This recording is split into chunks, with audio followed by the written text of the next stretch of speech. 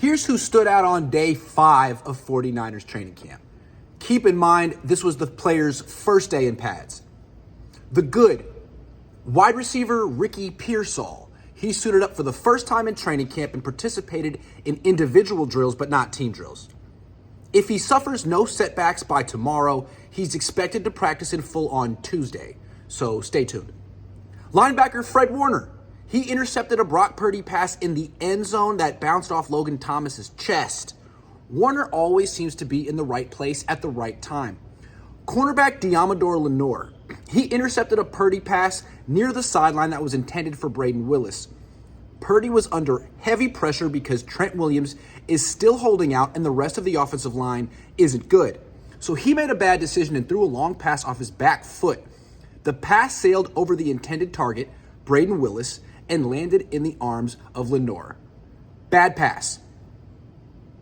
Strong safety George Odom. He intercepted a Purdy pass in the red zone. Purdy telegraphed a quick throw to Deebo Samuel running up the left seam, and Odom jumped the route. Easily Odom's best play of practice. Not the best day for Purdy. More on him in a minute. Nickelback Renardo Green. He broke up a Purdy pass in the end zone that was intended for Jawan Jennings. Green was the starting nickel today because Travarius Ward had the day off and Lenore was playing strictly on the boundary. Wide receiver Jawan Jennings. He caught a touchdown pass in the red zone on a pass thrown by Joshua Dobbs. Jennings ran a slant route and caught the ball between Ambry Thomas and Samuel Womack, neither of whom should make the team. Jennings, by the way, is having the best camp of his career. Wide receiver Ronnie Bell. He caught a screen pass from Purdy in the red zone and scored. Bell is fearless and elusive with the ball in his hands. He's a good gadget player. Tight end Mason Pline. He caught a 25-yard pass from Dobbs over backup nickelback Chase Lucas. It's unclear if Pline can block, but he certainly can run and catch.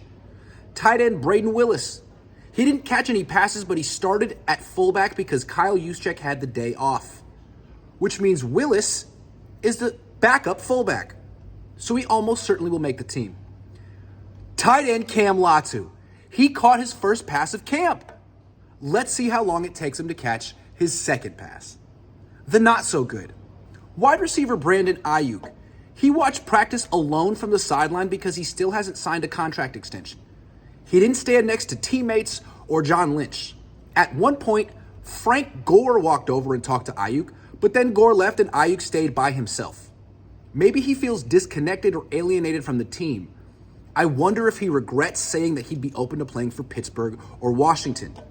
He seemed like he had a lot in his mind. Quarterback Brock Purdy.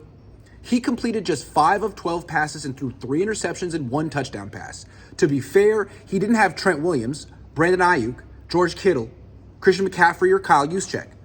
But the defense also didn't have Nick Bosa, Travarius Ward, Talanoa Hufanga, or Dre Greenlaw. So the playing field was relatively even. Purdy simply didn't play well today. In addition, he missed a deep throw to Deebo Samuel, who was open running a post route. Cornerback Isaac Yiadom was a step behind.